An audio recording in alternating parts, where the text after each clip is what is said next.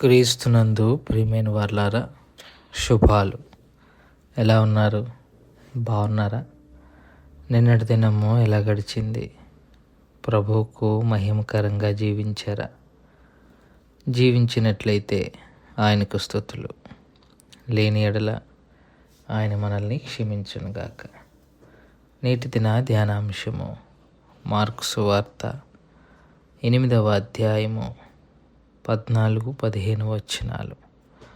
Mark సువార్త 8వ అధ్యాయము 14-15 వచనాలు. వారు తినుటకు రొట్టెలు తెచ్చుటకు మరచిరి. దోణిలో వారి యొద్ద ఒక్క రొట్టె తప్ప మరేమీ లేకపోయెను. ఆయన చూచుకొనుడి, పరిసయ్యుల పులిసిన పిండిని గూర్చియు హేరోదు పులిసిన పిండిని గూర్చియు జాగ్రత్త పడుడని వారిని హెచ్చరింపగా, దేవుని వాక్యాన్ని మన వినికిల్లో దీవించి ఆశీర్వదించునుగాక. యేసుక్రీస్తు ప్రభువారు పరిసయ్యులను సద్దుకాయులను పంపించి వేసిన తర్వాత ఆయన దోణి ఎక్కి వేరే ప్రాంతానికి వెళ్ళిపోయిన తర్వాత సాయంత్రం ఏం తినాలా అని శిష్యులకు డౌట్ వచ్చి, తమ దగ్గర ఒక్క రొట్టె ఉంది అని రొట్టె గురించి ఆలోచనలో ఉన్నారు వాళ్ళు. సాయంత్రం మీల్స్ ఏంటి? ఇంకా శిష్యులకు యేసు ప్రభువారి యొక్క సీరియస్నెస్ రాలా.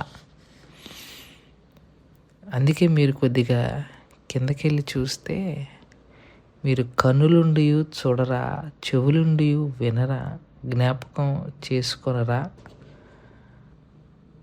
వివేచింపలేరా, గ్రహింపలేరా, మీరు కఠిన హృదయం గలవారై ఉన్నారా అని వారిని కాస్త సీరియస్గానే తిడతారు. ఎందుకంటే అంతకుముందే శాస్త్రులు, సద్దుకాయులు, పరిసయ్యులతో యేసుప్రభువారు ఒక వాగ్వాదంతో, లేకపోతే ఒక తీవ్రమైన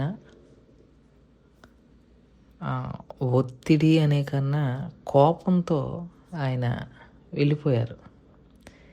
వెళ్ళిపోతే అంత జరిగిన శిష్యులు ఏంటి ఇలా జరిగిందని యేసయ్యని ప్రశ్నించడం మానేసి, సాయంత్రానికి ఏం తిందాం, ఏం వండుకుందాం, అర్రే ఒక్క రొట్టె ఉందిరా ఎట్లాగా అన్న ఆలోచనలో ఉన్నారు. వారు అది ఆలోచిస్తున్నా కూడా యేసయ్య మీరు జాగ్రత్తగా ఉండండి అని ఇతని గురించి ప్రస్తావన చేశారు. ఒకటి, పరిసయ్యుల పులిసిన పిండిని, హేరోదు పులిసిన పిండిని గురించి జాగ్రత్తగా ఉండండి అని వారిని హెచ్చరించారు. పరిసయ్యుల పులిసిన పిండి ఏంటి, హేరోదు పులిసిన పిండి ఏంటి అని అంటే, ఇది అలంకార భాషలో వాయబడింది. పులిసిన పిండి ఇన్ఫ్లుయెన్స్కి, లేకపోతే మార్చటానికి, ప్రభావితం చేయటానికి వాడే పదం. పులిసిన పిండి అన్నారంటే అంత పెద్ద పిండిలో ఒక పులిసిన పిండి కానీ వేస్తే పిండంతా పులిసిపోద్ది.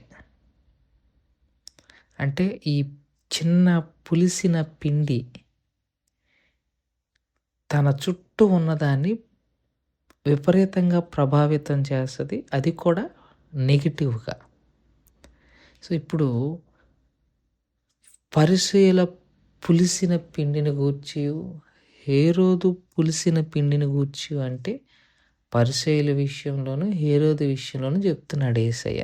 అంటే పరిసయ్యులు అనేవారు హేరోదు ఇన్ఫ్లుయెన్షియల్ పీపుల్, వాళ్ళు ప్రభావితం చేస్తారు ఇన్ నెగిటివ్ వే. ఇప్పుడు పరిసయ్యులు చూస్తే వారికి ధర్మశాస్త్రం కన్నా మతం ప్రాధాన్యత, మతపరమైన కట్టుబాట్లు, మతపరమైన నియమాలు ఇది చూసాం కదా. చేతులు కడుక్కోవటం, కాళ్ళు కడుక్కోవటం, ముఖం కడుక్కోవటం ఇట్లాంటివి అన్నమాట. ధర్మశాస్త్రంలో ఉన్న లేఖనాల మీద కన్నా ఈ ఎక్స్ట్రా యాక్టివిటీస్ మీద ఎక్కువ ప్రభావం వారికి ఉంటుంది. వారు ఎప్పుడు చూసినా మతపరమైన ఆచారాలు బోధిస్తారు తప్ప ధర్మశాస్త్రాన్ని బోధించరు. వారి విషయంలో ఏమంటున్నాడు యేసయ్య? జాగ్రత్తగా ఉండమంటున్నాడు. ఇక మరొక వ్యక్తి హేరోదు. ఇక హేరోదు అనేవాడు కూడా పులిసిన పిండే. వారు ఎట్లా ప్రభావితం చేస్తారు? హేరోదు యొక్క స్వభావం ఏంటి అని అంటే నైతికంగా చెడిపోయిన స్వభావం కలిగినవాడు, చెడిపోయిన ప్రవర్తన కలిగిన వాడు నైతికంగా. మీకు తెలుసు హేరోదు ఏం చేశాడు? తన తమ్ముని చంపించటం, భార్యను దగ్గర తీసుకోవటం, ఇవన్నీ హేరోదియాన్ని బట్టి బాప్తిసం ఇచ్చి యోహాను తల తీసేయటం, ఇవన్నీ కూడా పతనమైన స్వభావం, ప్రవర్తనకు సూచన. అలాంటి వారి విషయంలో కూడా జాగ్రత్తగా ఉండండి అని అంటే మనోళ్ళు మళ్ళీ రెట్టుల గురించే మాట్లాడతారు. సో అది రేపు మనం మాట్లాడుకుందాం. ఇవాళ క్రైస్తవ్య స్థితి కూడా అదే. యేసయ్య యొక్క సీరియస్నెస్ మనకి తెలియట్లా. సువార్త యొక్క ప్రాధాన్యత మనకు అర్థం కావటం లేదు.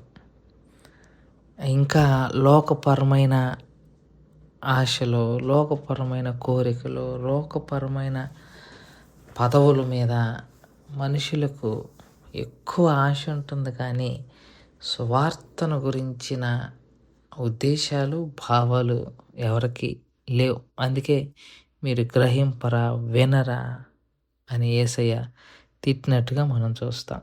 సరే, శిష్యుల విషయంలో యేసయ్య అంతే బాధలో ఉన్నారు. ఎందుకంటే ఆయన వెళ్ళిపోయిన తర్వాత పరిచర్యను కొనసాగించవలసిన వారు ఇంకా గ్రహించలేని స్థితిలో ఉన్నారు. అప్పుడే కాదు, ఇప్పుడు కూడా క్రైస్తవ సంఘం అలాగే ఉంది. దేవుడు సంఘాలను, సంఘ ఆలోచనలను మార్చును గాక. ప్రార్థన చేసుకుందాం. మమ్మల్ని మిక్కిలిగా ప్రేమించిన మా ప్రియ పరలోకపు తండ్రి, మీ పాదాలకు స్తోత్రాలు, స్తుతులు చెల్లించుకుంటున్నాం. చెప్పబడిన వాక్యాన్ని బట్టి మీకు స్తోత్రాలు. విన్న వాక్యం మా హృదయంలో భద్రపరచుకొని వాక్యానుసారమైన జీవితాన్ని జీవించగలగటానికి కావలసిన కృపను దయచేయమని యేసు నామములో అడుగుచున్నాం తండ్రి. ఆమెన్. God bless you.